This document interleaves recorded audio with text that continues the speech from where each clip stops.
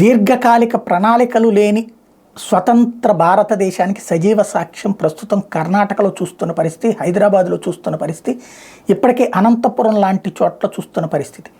ఈ రోజు వరకు గుక్కెడు నీరు ఖచ్చితంగా వస్తుందన్నటువంటి తెలియదు. అక్కడే ఎందుకు, ఏ బెజవాడ గుంటూరుల దగ్గర చూసినా సరే అవుట్స్కట్స్లో ఉన్నటువంటిది అయితే బోరు వాటరు మంచినీళ్ల కోసం మళ్ళీ అక్కడ ఉన్నటువంటి ఈ మంచినీళ్ళు అమ్మే కేంద్రాల చుట్టూ రోజు డబ్బాలు పట్టుకు తిరుగుతున్నారు. ప్రతి చోట అదే పరిస్థితి.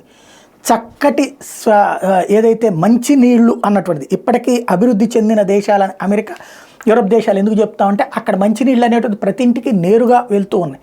వాళ్ళు ఇట్లా బాటిల్ వేసుకునే కర్మ పట్టలేదు.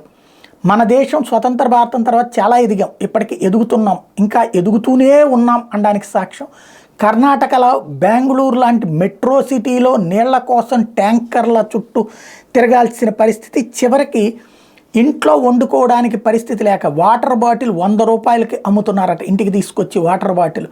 అదే సందర్భంలో పంపుల్లో 2 రోజులకో 3 రోజులకో ఒకసారి మురుగునీళ్ళు ఒక పావు గంట వస్తే గ్రేట్ అయిపోయినటువంటి పరిస్థితి. ట్యాంకర్లు 5,000 దాకా డిమాండ్ చేస్తున్నటువంటి పరిస్థితి. తెలంగాణలో కూడా మామూలుగా ఇప్పటికీ కూడా చాలా అపార్ట్మెంట్లు వాటర్ ట్యాంకులు తెప్పించుకుంటూ ఉంటాయి. ఇప్పుడు రేట్లు పెరిగిపోయినాయి హైదరాబాద్లో. ఇట్లా ఇక మనకి ఆంధ్రాలో రాయలసీమకు కానీ అట్లాగే నేను చెప్పినట్టు ప్రధాన పట్టణాల దగ్గర కూడా ఇప్పటికీ మంచినీళ్ళ బాటిళ్ళు కొనుక్కుంటున్నటువంటి పరిస్థితులు. దీనికి ఒక శాశ్వత పరిష్కారం ప్రభుత్వాలు చేయగలిగితే కరెక్ట్, లేదంటే కనుక గొప్పగా చెప్పుకుంటున్నటువంటి మన అభివృద్ధి అన్నది ప్రశ్నార్థకం.